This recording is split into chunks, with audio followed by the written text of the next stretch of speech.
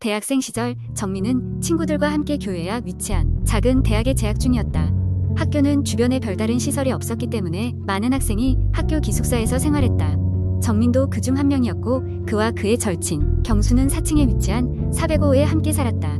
기말고사가 다가오던 어느 날 밤, 정민은 피곤한 몸을 이끌고 늦게까지 도서관에서 공부를 하고 있었다. 경수는 그날 친구들과 약속이 있었던 탓에 기숙사에 없는 상태였다. 정민은 기숙사로 돌아오는 길에 밤 공기를 쐬며 혼자만의 시간을 가졌다. 새벽 1시쯤 정민은 피로에 지쳐 방으로 돌아왔다. 정민은 조용히 문을 열고 방으로 들어왔다.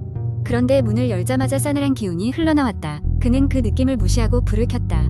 방은 조용했고 아무것도 이상이 없어 보였다. 정민은 잠이 쏟아지는 와중에도 책상을 향해 걸음을 옮겼다. 책상 위엔 경수가 남기고 간 쪽지가 하나 있었다. 외출할 테니 돌아오면 먼저 주무세요 라고 적혀 있었다. 정민은 쪽지를 바라보다가 노트북을 켰다. 그런데 노트북 화면에 405 기록 와부라는 알 수 없는 파일이 열려 있었다. 그는 그 파일을 플레이하기로 했다. 처음에는 아무 소리도 들리지 않다가 점차 나가 여기서 나가 라는 소리가 들리기 시작했다. 정민은 불안감을 느끼고 파일을 닫고 침대에 누웠다. 꿈속에서 그는 낯선 복도를 걷고 있었다. 조명이 깜빡거리는 가운데 문 중 하나가 열리더니 뭔가가 그 틈으로 들어갔다. 정민은 고개를 돌렸지만 자신의 발은 열린 문으로 향하고 있었다. 끔찍한 그림자를 마주했을 때 귀를 찢는 듯한 웃음소리가 그의 주위를 휘감았다. 정민은 그 순간 잠에서 깨어나 주위를 둘러보았다. 그러나 방 안에는 아무것도 없었다. 다음 날 아침 경수가 돌아와 이상한 파일에 대해 물었지만 그런 파일은 없다고 했다. 며칠 후 정민은 405호가 기묘한 이야기로 유명했다는 사실을 듣게 되었다.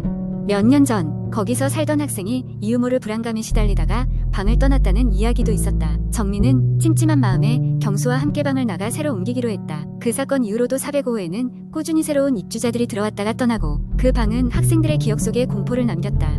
지금도 405호는 누군가를 기다리고 있을지도 모른다. 두 번째 이야기, 한국 인터넷 커뮤니티에서는 다양한 공포 이야기가 회자되곤 합니다. 이 이야기들은 대부분 사실 여부를 따지기보다는 이야기가 주는 스릴과 긴장감을 즐기는 데 목적이 있습니다.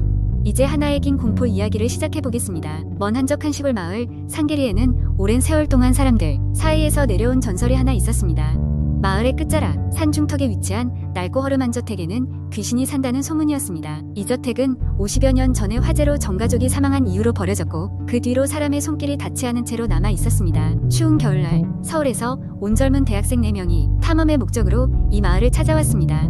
그들은 인터넷을 통해 이 마을과 저택에 대한 이야기를 듣고 모험심에 불타 방문하게 된 것이었습니다. 상계리에 도착한 그들은 산장과 같은 분위기의 작은 민박집에 짐을 풀었습니다. 민박집 주인 할머니는 그들이 저택에 가겠다는 말을 듣고는 얼굴이 창백해지며 손사래를 쳤습니다. 거기는 가지 말거라. 밤마다 그 집에서는 사람 울음소리가 들리기도 하고 자꾸만 누가 창문을 두드리는 소리가 난단다. 하지만 젊은이들은 할머니의 경고를 대수롭지 않게 여기며 오히려 더욱 흥미를 느꼈습니다. 그날 저녁 4명의 친구들은 손전등과 장비를 챙기고 산길을 따라 그 저택을 향해 나아갔습니다. 눈발이 날리기 시작하며 점점 기운이 떨어졌지만 그들은 개의치 않고 웃고 떠들며 발걸음을 재촉했습니다. 산길을 조금 올라가자 저택의 형상이 서서히 드러났습니다. 희미한 불빛에 그 모습을 드러낸 저택은 마치 살아있는 생명체처럼 그들을 노려보고 있는 듯 했습니다. 창문은 깨지고 문은 삐걱거렸으며 오랜 세월을 버티며 검게 칠해진 외벽은 음침함 그 자체였습니다. 저택에 들어선 그들은 카메라를 켜고 탐방을 시작했습니다.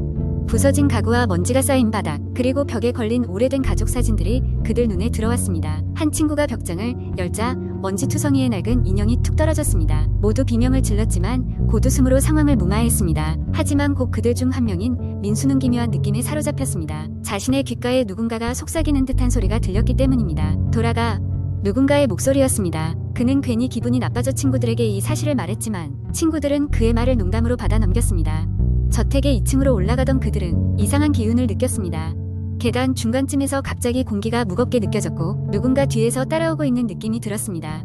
그 순간 가장 앞에 있던 지훈이 천장에서 떨어진 거미줄에 걸려 반사적으로 계단에서 몸을 담그게 되었습니다. 이를 본 나머지 친구들은 놀라며 그를 부축했지만 동시에 모두가 똑같이 느꼈습니다.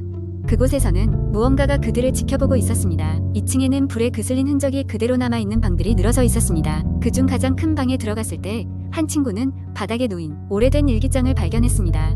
그 일기장에는 한 소녀의 글이 가득했습니다. 오늘도 아빠가 화가 나셨어.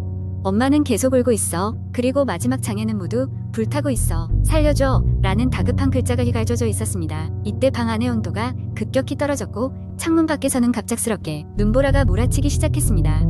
그들은 두려움에 휩싸여 서둘러 저택을 빠져나오려 했지만 출구는 감감무소식이었습니다. 두려움에 젖은 그들이 어둠 속을 헤매던 그때 갑자기 계단 아래에서 불빛 하나가 움직이기 시작했습니다. 그것은 마치 그들 쪽으로 다가오는 듯한 불빛이었습니다. 그들은 모두 입을 다물고 눈빛만으로 소통하며 조용히 그 불빛을 주시했습니다. 그 불빛은 곧 가까워졌고 한 노인의 형상이 드러났습니다. 그는 이제 돌아가라. 내 젊은이들이 이곳에 있어서는 안 된다. 며 차갑게 경고했습니다. 순간 그들 모두는 계단을 뛰어내려와 저택을 빠져나왔고 그렇게 무섭던 눈보라는 거짓말처럼 사라졌습니다.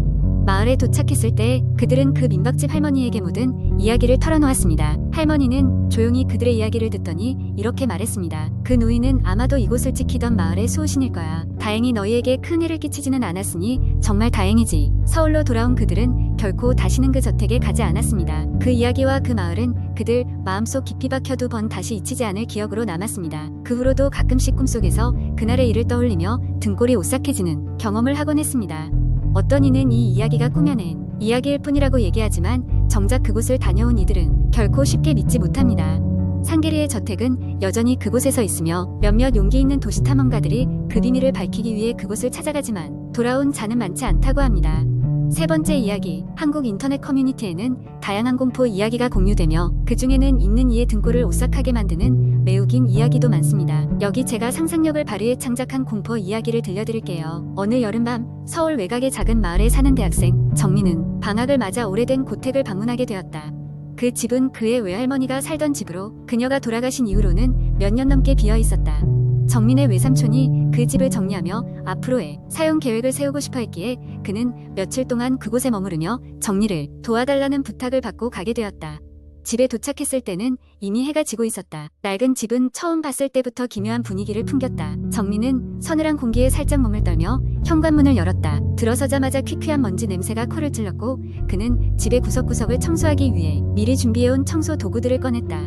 늦은 시간이었지만 집을 정리하는 동안 자신도 모르게 시간이 흘러 깊은 밤이 되었다. 정민은 피곤함을 느껴 잠시 쉬기로 하고 안방 침대에 몸을 뉘었다. 그러나 밤이 깊어질수록 이상한 소리가 그의 귀에 들려왔다. 처음에는 바람 소리인 줄 알았지만 곧 그 소리가 사람의 발소리처럼 규칙적임을 깨달았다. 발소리는 점점 가까워지는 듯했고 정민은 두려움을 느끼며 일어나 틀어막은 문을 확인했다.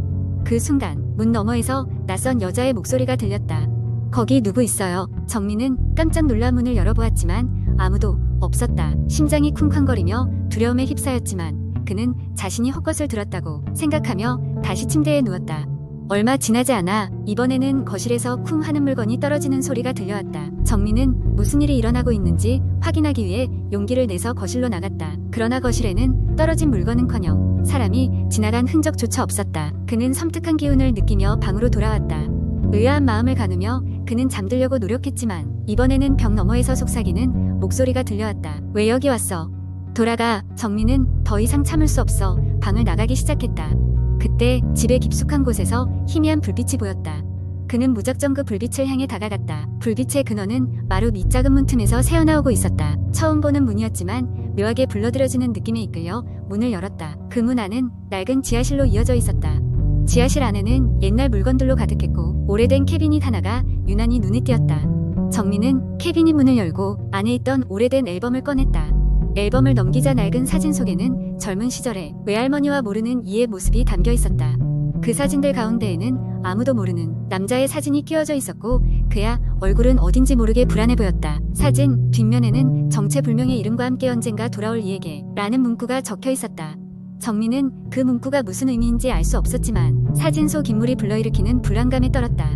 혼자서 알아내기엔 너무 불길한 기운이 감돌자 정민은 외삼촌에게 전화를 걸기로 마음먹었다. 하지만 이상하게도 그의 폰은 그 시각부터 어떠한 신호도 잡히지 않았다. 그날 밤 정민은 그 어떤 소리에도 신경을 곤두세웠지만 더 이상 이상한 일은 일어나지 않았다.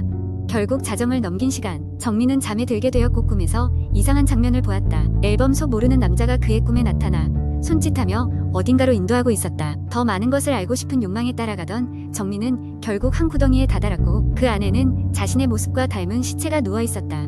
비명을 지르며 잠에서 깬 정민은 바로 아침이 되었음을 깨달았다. 그는 뒤도 돌아보지 않고 짐을 챙겨 그 집을 벗어났다. 이후에도 그 집은 여러 번 팔렸지만 매번 이상한 일들이 벌어져 결국 빈집으로 남게 되었다고 한다. 정민은 그 일을 절대 잊지 못했다며 그 집에 대한 이야기를 할 때마다 간담을 서늘하게 만들곤 했다.